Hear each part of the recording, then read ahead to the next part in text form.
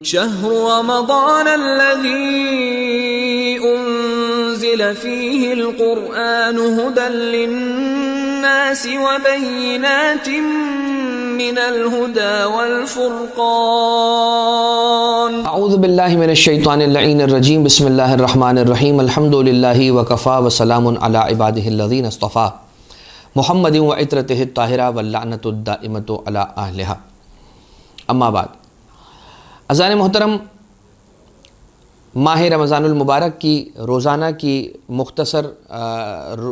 کی دعاؤں کی مختصر تشریح آپ کی خدمت میں پیش کی جا رہی ہے۔ 27ویں دن کی دعا جو امام معصوم علیہ السلام نے تعلیم فرمائی وہ یوں ہیں، اس کے الفاظ کہ اللہم ارزقنی فیہ فضل لیلۃ القدر، کہ اے پروردگار آج کے دن مجھے لیلۃ القدر کی فضیلت نصیب فرما، وَسَيِّرْ أُمُورِ فِيهِ مِنَ الْعُسْرِ إِلَى الْيُسْرِ، اور میرے امور کو اور میرے افیئرز کو عسر سے یسر کی طرف لیا، یعنی مشکل سے آسان کی طرف لیا۔ وَقْبِلْ مَعَاذِيرِ، اور میری عذر کو جو میں نے پیش کیے ہیں، جو عذر میں نے پیش کیے ہیں تیری بارگاہ میں، ان عذر کو، ان عرائض کو تو قبول کر لے۔ وَحُطَّ عَنِّي الذَّنبَ وَالْوِزْرَ، اور اے پروردگار ذنب کو اور میرے اوپر موجود جو گناہوں کا بوجھ ہے اس کو اٹھا لے، اس کو کم کر لے۔ یا رؤوفاً بعبادہ الصالحین، یا رؤوفاً بعبادہ الصالحین، اور اے اپنے صالح بندوں پر رحم کرنے والے اور مہربان ہو جانے والے۔ اس دن کی دعا کی تلاوت کا ثواب من دعا بہ بنی لہ الف مدینۃ فی الجنۃ من الذہب والفضۃ والزمرد واللؤلؤ، کہ جو شخص اس دعا کی تلاوت کرے گا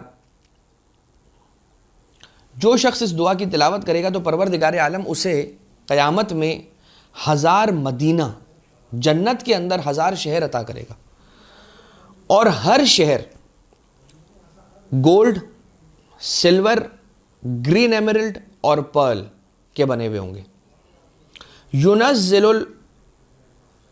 اب ينزل الملائکہ، تو یہ تو آیت ہے، اب اس کی جانب ہم آتے ہیں۔ البتہ پروردگار عالم اس دعا کے پڑھنے والے کے لیے میدان قیامت کے بعد جنت میں پروردگار عالم 1000 شہر اسے عطا کرنے والے ہیں، 1000 شہر، اور ہر شہر ایسا ہوگا کہ جو ذہب کا، فضہ کا، زمرد کا اور لؤلؤ کا بنا ہوا ہوگا۔ اب آئیے ذرا دیکھیے، لیلۃ القدر کا سوال کیا جا رہا ہے کہ پروردگار مجھے عطا فرما، میرا رزق قرار دے اس بات کو کہ میں لیلۃ القدر کی فضیلت کو درک کر سکوں، جو فضیلت ہے لیلۃ القدر کی، جو بھی فضیلت ہے میں اسے درک کر سکوں۔ مجھے نہیں معلوم کیا فضیلت ہے، مگر میں چاہتا ہوں کہ درک کر سکوں۔ اگرچہ پروردگار تو نے یہ کہا کہ ما ادراک ما لیلۃ القدر وما ادراک ما لیلۃ القدر، اور تم کیا جانو کہ لیلۃ القدر کیا ہے، مگر اتنا ضرور ہے کہ تنزل الملائکۃ والروح فیہا، اس کے اندر ملائکہ کا نزول ہوتا ہے۔ اور سورۃ النحل کی پہلی آیت کہ بسم اللہ الرحمن الرحیم اتی امر اللہ فلا تستعجلوا سبحانہ وتعالی عما یشرکون ینزل الملائکۃ بالروح من امرہ علی من یشاء من عبادہ ان انذروا انہ لا الہ الا انا فاتقون، کہ پروردگار عالم وہ ہے کہ جو، ایک تو یہ ہے کہ اتی امر اللہ کا امر آ گیا، اس میں جلد بازی نہ کرو۔ فلا تستعجلوا سبحانہ وتعالی عما یشرکون، پروردگار عالم وہ ہے کہ جو پاک بھی ہے، پاکیزہ بھی ہے، بلند و برتر بھی ہے، ہر طرح کے شرک سے جو تم انجام دیتے ہو اس سے اللہ پاک ہے۔ تم کتنا ہی شرک کرو، تم کتنی مخالفت کرو، پروردگار عالم کی جلالت و عظمت میں، کبریائی میں تم کوئی کمی واقع نہیں کر سکتے، پیدا نہیں کر سکتے کمی۔ یہ وہ ہے کہ ینزل الملائکۃ، اللہ وہ ہے کہ جو اپنے ملائکہ کو نازل کرتا ہے، ینزل الملائکۃ بالروح من امرہ علی من یشاء من عبادہ، اللہ اپنے ملائکہ کو نازل کرتا ہے زمین پر کہاں نازل کرتا ہے؟ ڈامر پہ نازل کرتا ہے، روڈ پہ نازل کرتا ہے، ممبر پہ نازل کرتا ہے، محراب پہ نازل کرتا ہے، مسجد میں نازل کرتا ہے، امام بارگاہ میں نازل کرتا ہے، مدرسے میں نازل کرتا ہے، اسکول میں نازل کرتا ہے، یونیورسٹی میں نازل کرتا ہے، گاڑی میں نازل کرتا ہے، ریل میں نازل کرتا ہے، پلین میں نازل کرتا ہے، کہاں پہ نازل کرتا ہے؟ اللہ نے پروردگار عالم نے اس سوال کا جواب عطا کیا اور ارشاد فرمائی ینزل الملائکۃ بالروح، روح کے ساتھ پروردگار عالم ملائکہ کو نازل کرتے ہیں، من امرہ، جو اپنا اللہ کا امر لے کر آتے ہیں، علی من یشاء من عبادہ، اپنے بندوں میں سے جن پر اللہ چاہتا ہے ان بندوں پر کہ جنہیں پروردگار عالم نے عام بندوں کے درمیان سے چن کے اپنا خاص بندہ بنایا ہے، ان پر پروردگار عالم نازل کرتا ہے اپنے ملائکہ کو۔ اور یہ ملائکہ کیا لے کر آتے ہیں؟ امر لے کر آتے ہیں۔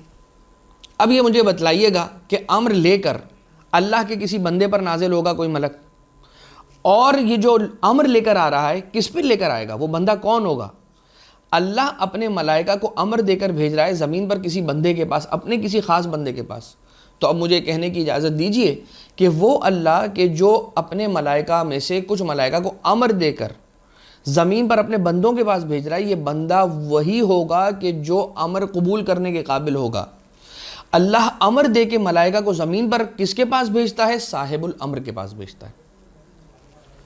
لہٰذا صاحب الامر کے پاس بھیجتا ہے، صاحب الامر کے پاس بھیجتا ہے۔ اور یہ یاد رکھیے گا، یہ آیت بھی سورہ نحل کی اور پورا کا پورا سورۃ القدر، یہ سورہ دلیل ہے اس سورہ کی وہ آیت کہ تنزل الملائکۃ والروح فیہا باذن ربہ من کل امر سلام۔ یہ پروردگار عالم اپنے ملائکہ کو امر دے کر صاحب الامر کے پاس بھیج رہا ہے، اور ہر سال بھیجتا ہے، اور جب تک شب قدر رہے گی قیامت تک، تب تک پروردگار عالم بھیجتا رہے گا، تب تک پروردگار عالم بھیجتا رہے گا۔ لہٰذا اس کا معنی اور اس کا مطلب یہ ہوا کہ امام زمانہ علیہ الصلوۃ والسلام کے وجود پر یہ آیت دلیل بن رہی ہے کہ رب ذوالجلال اعلان کر رہا ہے کہ میں امر دے کر اپنے ملائکہ کو زمین پر بھیج رہا ہوں۔ کس کے پاس بھیج رہا ہوں؟ صاحب الامر کے پاس۔ اور صاحب الامر آج نہیں ہے فقط، جب تک قیامت رہے گی تب تک ہر رات، جب بھی سال میں ایک مرتبہ شب قدر آ رہی ہے، اس رات میں اللہ اپنے ملائکہ کو امر کے ساتھ نازل کرتا ہے، اور جب تک یہ شب قدر رہے گی تب تک ملائکہ امر لے کر نازل ہوتے رہیں گے صاحب الامر پر۔ تو جب تک قیامت نہ آئے گی تب تک صاحب الامر سلامت رہے گا اور پروردگار عالم اسے سلامت رکھے گا۔ لہٰذا یہ سورہ قدر دلیل ہے امام زمانہ علیہ السلام کی امامت پر، ان کے وجود پر اور ان کی طول عمر پر۔ اب آ جائیے امام صادق علیہ السلام، چھٹے امام علیہ السلام سے پوچھا گیا ما لیلۃ القدر، لیلۃ القدر کیا ہے؟ ما ادراک ما لیلۃ القدر، اور تم کیا جانو کہ لیلۃ القدر کیا ہے؟ تو آپ کہیں گے کہ مولانا وہ تو حدیث ہے چھٹے امام علیہ السلام کی کہ جس میں کسی نے آ کر پوچھا ما لیلۃ القدر، تو مولانا نے تو بتا دیا کہ ما لیلۃ القدر کیا ہے، ہم کیا کہ نہیں پہنچ سکیں گے؟ اللہ نے تو کہا ہے کہ تم کیا جانو کہ لیلۃ القدر کیا ہے، تو بتا دیا کہ لیلۃ القدر کیا ہے۔ چھٹے امام علیہ السلام نے بتا دیا لیلۃ القدر کیا ہے۔ اور کیا بتایا؟ کیا ارشاد فرمایا؟ مولانا نے ارشاد فرمایا کہ اللیلۃ ہی فاطمہ والقدر اللہ، کہ لیلۃ القدر میں لیلہ سے مراد ہماری جدہ فاطمہ زہرا سلام اللہ علیہا ہے، اور قدر سے مراد اللہ ہے۔ تو تم کیا جانو کہ اللہ کی فاطمہ کیا ہے؟ اب بھی ما ادراک ما لیلۃ القدر کا عنوان ختم نہیں ہوا ہے، اس لیے کہ اگر تم لیلۃ القدر کو نہیں جانتے اور تمہاری کیا حیثیت اوقات ہے کہ تم لیلۃ القدر کو جانو، چھٹے امام علیہ السلام نے اگر بیان کر بھی دیا تو یہ بیان کیا کہ لیلۃ القدر سے مراد اللہ کی فاطمہ ہے۔ تو تم جس طرح لیلۃ القدر کی معرفت نہیں رکھ سکتے، تم نہیں جانتے کہ لیلۃ القدر کون سی رات ہے، اسی لیے 19 میں 21 میں 23 میں ڈھونڈتے ہو، اسی طرح سے جناب سیدہ سلام اللہ علیہا کی ذات کیا ہے، اس کی معرفت کسی کو حاصل نہیں ہوئی ہے اور نہیں ہو سکے گی۔ لہٰذا من ادرکا حق معرفتہا فقد ادرکا لیلۃ القدر۔ تو پھر یہ یاد رکھیے کہ اگر کوئی شخص جناب سیدہ سلام اللہ علیہا کی حق معرفت تک پہنچ جائے گا، تب کہیں جا کر وہ یہ کہہ سکتا ہے کہ میں نے حقیقت لیلۃ القدر کو پہچان لیا اور پہنچ گیا۔ اب انسان کے لیے کیا کہا جا رہا ہے کہ اے پروردگار، میرے لیے عسر سے یسر کی طرف کا سفر اختیار کروا، یعنی کہ وسیر اموری، میرے امور کو، میرے افیئرز کو، میرے کاموں کو پروردگار دن بدن آسان بنا، دن بدن مشکل نہ بنا۔ اے پروردگار، اے خدا، اے رب ذوالجلال، تیرا احسان ہوگا مجھ پر یہ کہ جو آنے والا دن ہے وہ کوئی نئی مشکل لے کر نہ آئے، اور اگر لے کر آتی بھی ہے، وہ کوئی مشکل آتی بھی ہے، اگر وہ دن نئی مشکل لے کر آتا بھی ہے، تو اے پروردگار ہم تجھ سے یہ التجا کرتے ہیں اور تجھ سے ہاتھ جوڑ کر یہ سوال کرتے ہیں کہ پروردگار اس مشکل کو تو ہمارے لیے ٹال دے، تجھے صدقہ محمد و آل محمد علیہ السلام کا۔ اگر کوئی رزق روزی کا، روزگار کا خدا نخواستہ کوئی مسئلہ ہے تو پروردگار اس مسئلے کو ہمارے حل کر دے، تجھے واسطہ ہے سرکار امیر المومنین علیہ السلام کا۔ وقبل معاذیری، اور اے پروردگار جو میں نے عذر پیش کیا، بہت ساری چیزیں عذر پیش کی میں نے کہ اے اللہ میری آنکھ نہ کھل سکی تو میں نے فجر نہیں پڑھی، اور مگر جیسے ہی میری آنکھ کھلی فوراً میں نے فجر پڑھی، لہٰذا میں مولا آپ سے التجا کرتا ہوں اور معافی چاہتا ہوں، آپ کیا کریں، میری عذر کو قبول کر لیں اے پروردگار۔ وَحُطَّ عَنِّي الذَّنْبَ وَالْوِزْرَ، اور اے پروردگار میرے کاندھے کو گناہوں اور بوجھ سے ہلکا کر دے۔ گناہ وہ کہ جو میرے اور تیرے درمیان ہے وہ گناہ، اور وزر وہ کہ جو میرے اور تیرے بندوں کے درمیان ہے۔ وزر کس وزن کو کہا جاتا ہے؟ وزر اس وزن کو کہا جاتا ہے کہ جو میرے اور لوگوں کے درمیان ہے، میں نے کسی کا مال کھا لیا، کسی کا حق ضائع کر دیا، کسی کا کچھ ضائع کروا دیا، کسی کا کچھ تلف کروا دیا، تو وہ دونوں طرح کے میرے حقوق جو میں نے ضائع کیے، حقوق اللہ ضائع کیے، حقوق الناس ضائع کیے، وہ دونوں ہی پروردگار اس کے وزن سے مجھے رہائی عنایت فرما اور ہلکا فرما۔ یا رؤوفاً بعبادہ الصالحین، اے وہ کہ جو اپنے صالح بندوں پر مہربانی کرنے والا ہے۔